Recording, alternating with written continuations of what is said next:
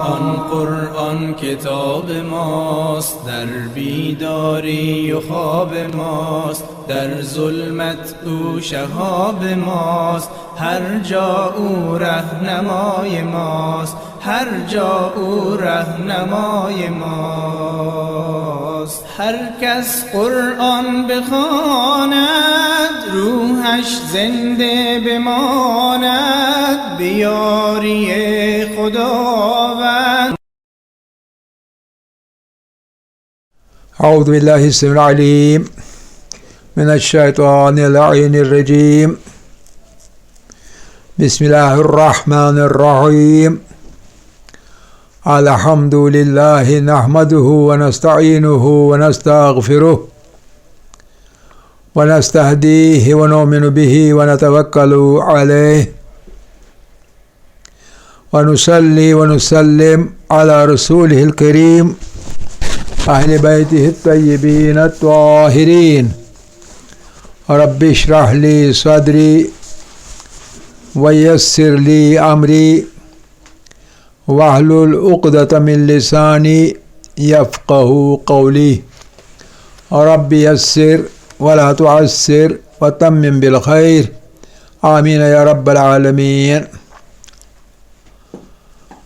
عزیزان، ہم نے ایک بہت ہی اہم ٹاپک شروع کیا ہوا ہے اور وہ ہے مرکب اضافی کا، یعنی ٹاپک ہے اضافت. ایک چیز کی اضافت دوسری چیز کی اضافت، یعنی نسبت دے دینا کسی چیز کو کسی چیز کے ساتھ. کوئی چیز کسی چیز کی ہے تو اس کو نسبت کہتے ہیں. تو عربی میں پہلے مضاف آتا ہے، اس کے بعد مضاف الیہ ہے، لیکن اردو میں پہلے مضاف الیہ آتا ہے، اس کے بعد مضاف. اسے ترجمہ کرتے وقت الٹا کرنا پڑتا ہے، جیسے موصوف صفت میں بھی ایسا ہی ہوتا ہے. تو بہرحال اس کے قاعدے کے بارے میں ایک بار پھر ہم نے کہا تھا، ایک ریپیٹیشن تھوڑا سا، کہ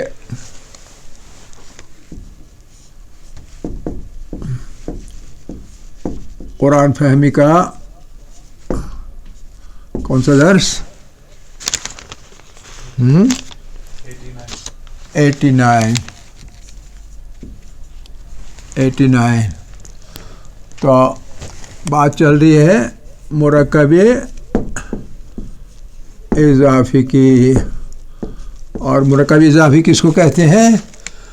جبکہ ایک چیز ہوگی اسے مضاف ہم کہیں گے، اصل چیز مضاف، اور کسی اور چیز کو اس کی طرف نسبت دی جا رہی ہے تو اسے مضاف الیہ کہیں گے. اس کو اس طرف اسی کو نسبت دی جا رہی ہے دوسری چیز کی طرف، اور مضاف الیہ مضاف الیہ،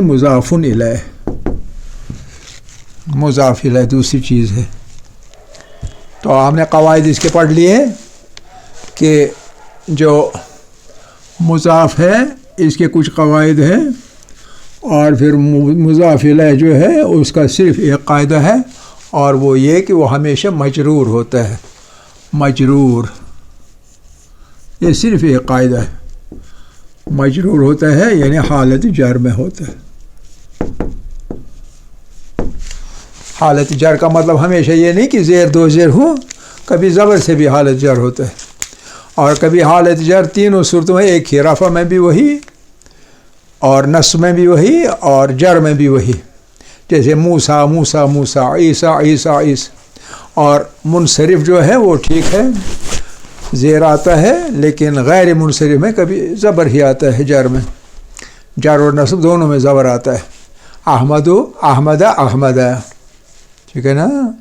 تو اس چیز کا خیال رکھنا ہے. حالت جر کا مطلب ہمیشہ یہ نہیں ہے کہ زیر ہو، حالت جر کا مطلب ہے حالت اس کی جر والی ہے.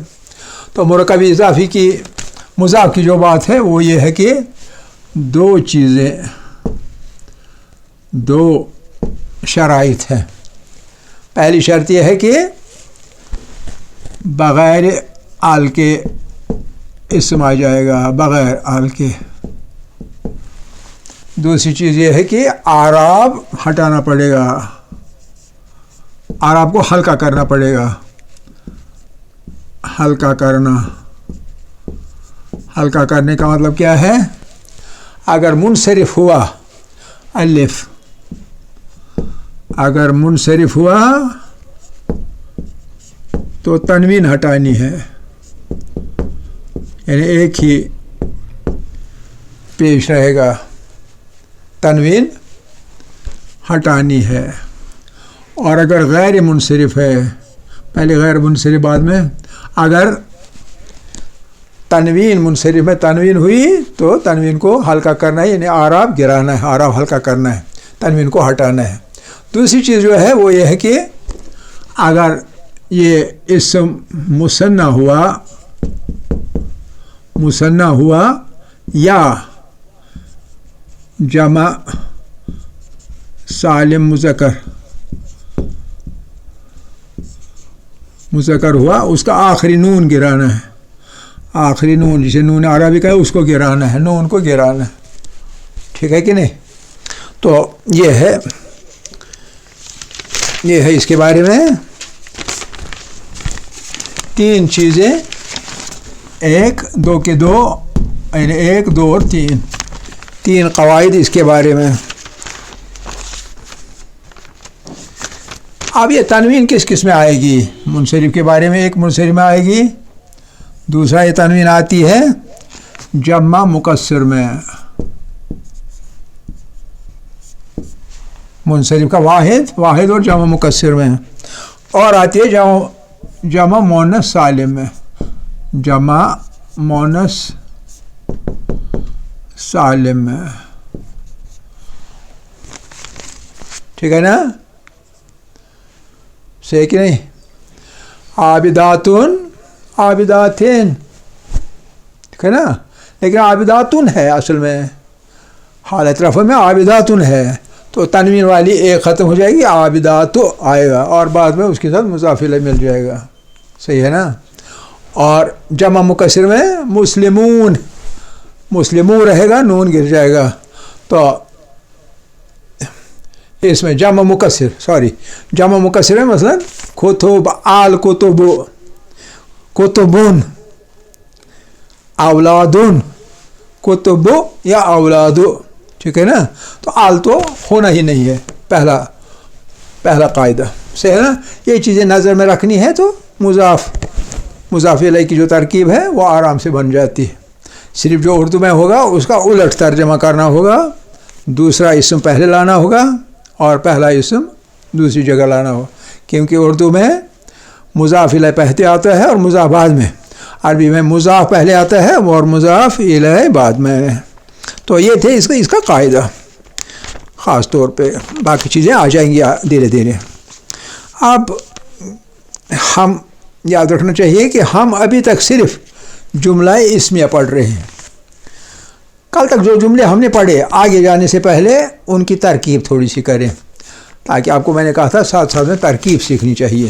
تو ان کی ترکیب کریں گے اور اس کے بعد آگے چلیں گے. آگے کچھ ضروری اور حالات ہیں. ابھی تک ہم واحد میں ہی ہیں، ہمیں جمع پہ جانا ہے، مثنیٰ پہ جانا ہے نا؟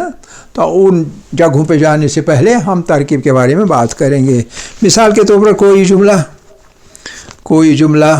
کل جو ہم نے پڑھا تھا، مثال کے طور پر الدنیا، کل کا ہی جملہ لیں گے. الدنیا حدیث کا ایک جملہ، الدنیا سجن المؤمن، سجن المؤمن وجنت الکافر، وجنت الکافر. یہ جملہ ہے نا؟ یہی. اب اس میں کیا چیز ہے؟ ہمیں پہلے دو چیزیں دیکھنی ہوں گی، مبتدا کون ہے اور خبر کون سی ہے. تو لہذا الدنیا مبتدا ہے، ٹھیک ہے نا؟ الدنیا مبتدا ہے، باقی جتنا ہے وہ سب کا سب خبر ہے، لیکن اس کی بھی انالیسس کرنی پڑے گی. سجن مضاف ہے نا؟ ٹھیک ہے. اور مومن مضاف الیہ ہے. صحیح ہے. تو یہ بن گئی ایک مرکب توصیفی، بن گئی نا، مرکب اضافی. ہاں یہ بن گئی ایک مرکب اضافی. ٹھیک. اس کے بعد یہ واو جو ہے میں نے کہا تھا یہ واو عطف ہے. واو عطف کو ہم عاطفہ کہہ سکتے ہیں. عاطفہ یعنی عطف کرنے والا. کبھی وہ ہوتا ہے، کبھی سما ہوتا ہے، کبھی کوئی بھی اور لفظ. یہاں واو ہے عاطفہ، یعنی اس مرکب کو اور اس مرکب کو ملا رہا ہے، تو لہذا واو عاطفہ یا واو عطف کہیں گے تو عاطفہ بھی کہہ سکتے ہیں.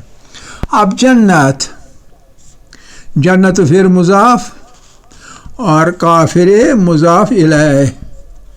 ٹھیک ہے کہ نہیں؟ تو یہ چیز دوسرا مرکب اضافی بنے گا، مرکب اضافی. ٹھیک ہے نا. مبتدا اس کا مسئلہ الگ ہے، اور اس کے بعد ایک مرکب اضافی حصہ واو عطف اور دوسرا مرکب اضافی. دوسرا مرکب اضافی جو ہے یہ واو عطف کی وجہ سے معطوف کہلاتا ہے. معطوف، یہ حصہ معطوف ہے، یعنی مرکب اضافی نمبر 2 جو ہے یہ معطوف ہے، یہ اس کے اوپر معطوف ہے، اس کے ساتھ ملایا گیا ہے. تو یہ کس کے ساتھ ملایا گیا ہے؟ اس کو ہم معطوف علیہ کہتے ہیں. یہ الفاظ لکھا بھی کریں، معطوف علیہ. معطوف اور معطوف علیہ، معطوف اور معطوف علیہ. اب یہ معطوف اور معطوف علیہ جو ہے یہ دونوں عاطفہ کے ساتھ 3 چیزیں، ایک معطوف علیہ پہلے، دوسرا عاطفہ اور تیسرا معطوف. معطوف علیہ، عاطفہ اور معطوف، یہ 3 چیزیں کیا بنیں گی؟ یہ سب کا سب ہے خبر. صحیح ہے کہ نہیں؟ تو مبتدا اور خبر 2 حصے. اب چونکہ مبتدا اسم ہے اس لیے یہ کون سا جملہ بنے گا؟ کس کا جملہ؟ جملہ اسمیہ. مسئلہ ختم. جملہ اسمیہ ہو گیا نا. ٹھیک. اب ایک اور، الصلاۃ عماد الدین. بتائیے کیا ہے اس کا ترکیب، یعنی اس کی بھی ترکیب کیجیے. الصلاۃ، الصلاۃ عمود الدین.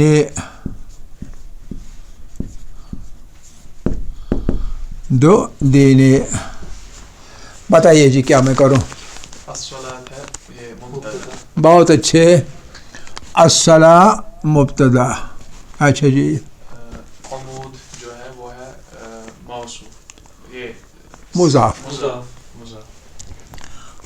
عمود مضاف اور دنیا مضاف الیہ. دنیا نہیں، دین.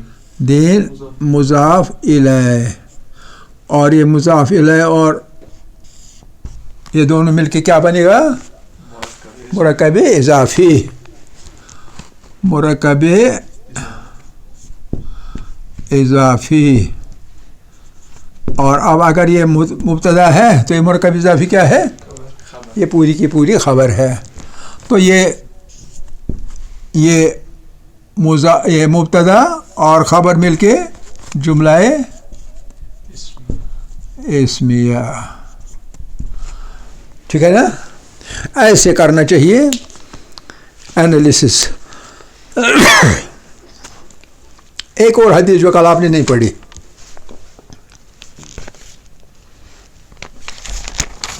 وہ ہے دنیا آخرت کی کھیتی ہے. کھیتی جس میں کاشت کی جاتی ہے، زمین کا ایک ٹکڑا ہے جس میں کاشت کی جاتی ہے، کھیتی کہلاتا ہے. کھیتی کشمیری میں کہتے ہیں کھیت. سوئیں نادر کھیت کم سے درفش ہاں.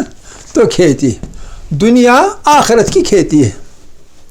تو بتائیے جی اس کا ترجمہ کرنا ہے. ہم پہلے کیا ڈھونڈیں گے؟ مبتدا اور خبر. مبتدا کیا ہے؟ دنیا. دنیا مبتدا ہے اور آخرت کی کھیتی خبر ہے. ہے جو ہے یہ ترجمہ دیتے ہوئے ہم خدا کے راستے میں خیرات کریں گے، اس کا کوئی ترجمہ نہیں کریں گے، ٹھیک ہے کہ نہیں؟ دنیا مبتدا، تو اس کا ترجمہ عربی میں وہی دنیا، جیسے یہ ہے الدنیا، ٹھیک ہے کہ نہیں؟ تو الدنیا اس کا ترجمہ الدنیا۔ اب آخرت کی کھیتی کی جو ہے اس کو بھی خیرات کرنا پڑے گا، باقی بچ گئے صرف دو چیزیں، آخرت اور کھیتی۔ کھیتی کا ترجمہ پہلے اور آخرت کا ترجمہ بعد میں۔ آخرت کا ترجمہ تو آخرت ہی ہے، آخرت، اور کھیتی کا ترجمہ مزرعہ، مزرعہ، الدنیا مزرعہ الآخرہ۔ بتائیے جی اس میں کیا لگاؤں میں اور یہاں کیا لگاؤں؟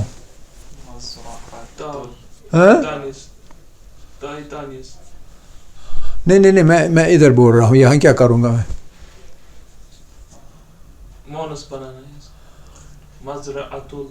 بالکل، اور اس کے بعد کیا لگاؤں گا؟ پیش۔ مزاد کے ساتھ، اس کے ساتھ بالکل صحیح کہا، اس میں تائی تانیث لگا کے پیش لگانا پڑے گا کیونکہ مضاف ہے نا، سیدھی بات۔ اور یہ والا حصہ جو ہے یہ مٹ جائے گا، مزرعۃ مزرعۃ الآخرہ، کیونکہ مضاف الیہ ہمیشہ جر کے ساتھ ہوتا ہے، مزرعۃ الآخرۃ، صحیح ہے نا؟ الدنیا مزرعۃ الآخرہ۔ اب اس کا کیجئے سجاد صاحب، اٹھ کے اس کی ترکیب کیجئے، آ جائیے، کوئی اس میں نہیں ہوتا یہ مسئلہ، جیسے میں نے کیا نا ایسے آپ اس کی ترکیب کیجئے، شاباش، انالیسس۔ مبتدا، ہاں بہت اچھے، مضاف، مضاف، بہت اچھے، خالی میم لکھیں، ہمیں پتہ ہی ہے نا، میم الف، اور پھر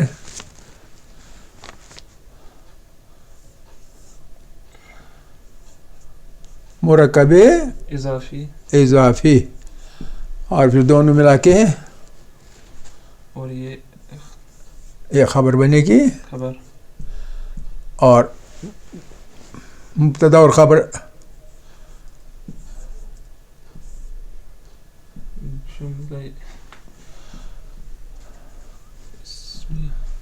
بالکل صحیح، ٹھیک ہے نا؟ اب آپ بھی اٹھ کے ایک جملے کی کیجیے گا۔ چلیے آپ کو میں تھوڑا سا نیا دوں گا یا پرانا ہی دیں گے، کوئی بات نہیں، آ جائیے۔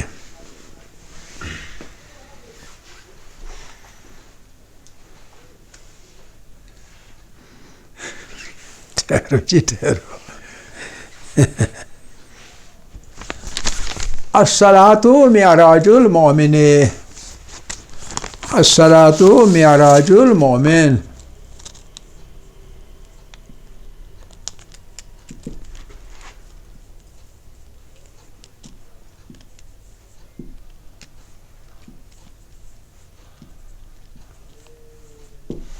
بہت اچھے، ایک منٹ ہے، ایک منٹ ہے، یہ جو ہے نا یہ اس کے ساتھ میں لانا چاہیے، ادھر لائیے،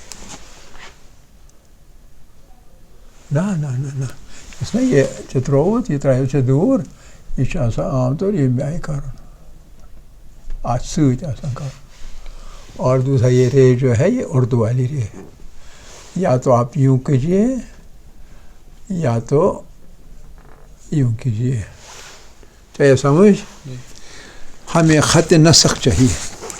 اچھا چلیے آگے، کوئی بات نہیں۔ الصلاۃ یہ ہے مبتدا، بہت اچھے، اور معراج جو ہے یہ مضاف ہے، اگر مضاف ہے پھر اس پہ پیش لگائیے۔ اچھا، معراج اور مؤمن مضاف الیہ ہے، اس پہ پھر زیر لگائیے، چلیے، اور مضاف الیہ یہ بن گیا مرکب اضافی، مرکب اضافی، یہ بنا مضاف الیہ، مرکب اضافی لکھے نا. چلیے اور یہ ادھر سے لیجیے, ادھر سے لیجیے, ادھر سے لیجیے تینوں کے. نہیں ادھر سے اس کو ساتھ میں لیجیے نا, اس تک ملائیے, ادھر سرے تک, یہاں تک نیچے لائیے نا. آپ نے کاٹ دیا. چلیے یہ کیا بن گیا اب؟ یہ بن گیا ابھی اس میں خبر لکھنا تھا نا, اس میں خبر نہیں, یہ خبر نہیں, یہ جملہ بن گیا. یہاں خبر بن گیا, یہاں بریکٹ میں خبر لکھیے. ہاں تو اب یہ سارے کا سارا بن گیا. یہاں یہ آپ نے ڈالا نا بریکٹ پورے کا پورا. نیچے لکھیے جملہ اسمیہ. ہاں تو زیادہ اردو کو ٹھیک لکھنا سعادت. خط نسخ لکھا کریں.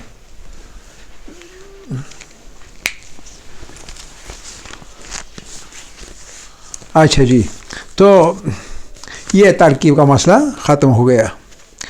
اب دوسری بات, آپ کو یاد ہوگا کہ جو یہ مبتدا ہے, مبتدا کے سلسلے میں ہم نے کہا تھا کہ مبتدا ہمیشہ مرفوع ہونا چاہیے. مرفوع کیوں ہونا چاہیے؟ کیونکہ مبتدا کو ہمیشہ معرفہ ہونا چاہیے. خبر معرفہ بھی ہو سکتا ہے اور نکرہ بھی ہو سکتا ہے, لیکن مبتدا ہمیشہ معرفہ ہونا چاہیے. جملہ کبھی, یاد رکھیے, جملہ کبھی نکرہ سے شروع نہیں ہوتا. نکرہ سے جملہ کبھی شروع ہو ہی نہیں سکتا, ہمیشہ معرفہ ہونا چاہیے. تو معرفہ کی کتنی قسمیں ہم نے پڑھی اور مرکب اضافی پر ہم آ گئے. مرکب اضافی بھی معرفہ ہے. بتائیے شاباش, کیا معرفہ کی کون سی قسم پڑھی تھی؟ نمبر 1 کیا تھا؟ یہ یاد رہنا چاہیے نا. نمبر 1 علم تھا. علم تھا, چلے جی. اور اس کے بعد دوسرا بالکل بھول گئے. علم کے بعد معرف بلام ہم نے پڑھا تھا. کوئی نکرے کو الف لام ساتھ میں لگا کے معرفہ بن جاتا ہے, معرف بلام. اور تیسرا اس میں اشارہ. تیسرا اس میں اشارہ. اور چوتھا اس میں موصول. بہت اچھے. اس میں موصول. اور پانچواں آج پڑھے تھے اس میں ضمیر. بہت اچھے, شاباش. اس میں ضمیر. آج یہ چھٹا آ رہا ہے. اس کے بعد 7واں ہے, وہ آگے آئے گا. چھٹا کیا ہے؟ مضاف. چھٹا ہے مضاف. اور یہ مضاف کیسے معرفہ ہے؟ یعنی کیسے ڈیفینٹ ناؤن بنتا ہے؟ پراپر ناؤن کس طرح سے بنتا ہے؟ آپ کے پاس کوئی دلیل ہوگی نا, آرگومنٹ.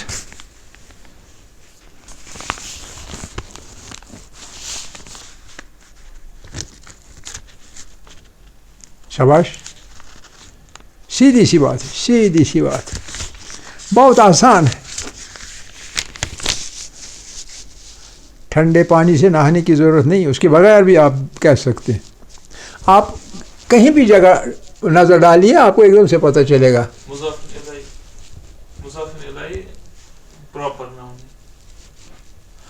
میں کہہ رہا ہوں مضاف پراپر ناؤن بنتا ہے. مضاف الیہ کی ہم نے بات نہیں کی. مضاف پراپر ناؤن بن جاتا ہے.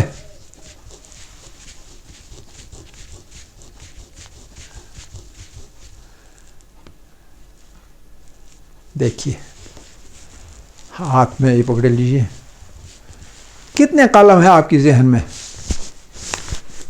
بہت سارے. کامن ناؤن قلم. اب اگر میں کہوں قلم و احسانین, احسان کا قلم, یہ مخصوص ہو گیا یا نہیں ہو گیا؟ یعنی خاص بن گیا. پہلے عام تھا, خاص بن گیا.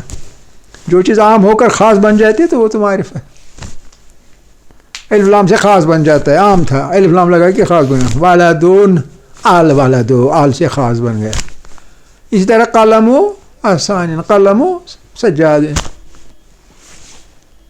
کتاب و زیدین. کون سی کتاب جی؟ زید کی کتاب، کسی اور کتاب کی ہم بات نہیں کر رہے.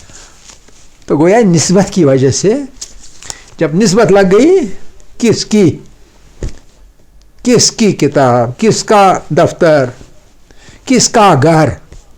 بیت اللہ، بیت اللہ کس وجہ سے پراپر ناؤن ہے؟ اللہ کا ہونے کی وجہ سے، اللہ کا گھر بیت اللہ. اللہ کے ساتھ نسبت ہونے کی وجہ سے خاص، کس کا گھر جی؟ اللہ کا گھر. ٹھیک ہے نا. مولد، جہاں جنم لے کوئی، مولد. مولدن، جائے پیدائش، مکان پیدائش، کمرہ پیدائش. ٹھیک ہے کہ نہیں؟ مولد النبی صلی اللہ علیہ وسلم. اب وہ مولد النبی، حالانکہ مولد تو کامن ناؤن تھا، لیکن النبی صلی اللہ علیہ وسلم کی وجہ سے کوئی کس کی جائے پیدائش؟ پیغمبر اکرم صلی اللہ علیہ وسلم کی جائے پیدائش. تو ایک دم سے آپ کا ذہن کہاں جاتا ہے؟ مکہ میں اس خاص جگہ جہاں آ حضور نے ولادت پائی. ٹھیک ہے کہ نہیں؟ تو نسبت کی وجہ سے یہ مضاف جو ہے معرفہ بنتا ہے، مولد معرفہ بنتا ہے. النبی تو کامن ہے، لیکن ہمیں نظر میں ہے یہ کون سا نبی، ورنہ مضاف الیہ کامن ہے، کبھی پراپر بھی ہوتا ہے. تو بہرحال تو مضاف جو ہے، مضاف کامن ہو کے ایک ہی پیش ہے نا، بغیر ال کے. ال ہٹا دیا، معرفہ ال سے تھا، معرب اللہ، ال ہم نے ہٹا دیا، اب پھر وہ کامن ناؤن بن گیا. لیکن ایک ہی پیش آنے کی وجہ سے، ساتھ میں جڑنے کی وجہ سے مضاف الیہ کیا بن جاتا ہے؟ پراپر ناؤن بن جاتا ہے. ٹھیک ہے کہ نہیں؟ بیت غانمین، غانم کا گھر، غانم کا گھر. مثلا فارسی میں یہ سامنے کیا ہے؟ خانہ زہرا سلام اللہ علیہ، امام بارگاہ. نسبت کس چیز کے ساتھ لگ گئی؟ کسی کا. تو کسی کا ہونے کی وجہ سے خاص ہو گئے، خانہ زہرا، آزا خانہ زہرا. تو پراپر بن جاتا ہے، ورنہ پراپر نہیں تھا. چلیے جی، اس کے ساتھ یہ چیز آپ کے سمجھ میں آ گئی. اب صرف ایک بات تاکہ آپ کی سمجھ میں وہ بات آ جائے، کل انشاءاللہ آگے چلیں گے. دو چیزیں ہیں، قلم ہے، ایک اسم، دھیان رکھیں، ایک اسم قلم ہے، دوسرا کا اسم ہے رجل. تو اس کو میں نے مضاف بنانا ہے. کیا بناؤں گا، کیا لکھوں گا؟ شاباش. قلم، شاباش. رجلین، قلم رجلین. ترجمہ کیا ہوگا؟ ترجمہ ہوگا ایک آدمی، ایک آدمی کا قلم. ٹھیک ہے، قلم کو الف لام کے بغیر رہنا ہے، یہ ٹھیک ہے. لیکن مضاف الیہ میں تو کوئی ایسی بات ہے نہیں، اس میں صرف ایک شرط ہے کہ مجرور ہونا چاہیے. اس کا مطلب ہے دوسرا جملہ ہو سکتا ہے قلم اور اس کے ساتھ ہو سکتا ہے الرجل. بتاؤ جی یہ کیا بن گیا؟ قلم الرجل، قلم پیش اور الرجل کی وجہ سے ایک ہی زیر. ٹھیک ہے نا؟ اس کا ترجمہ کیا بنے گا؟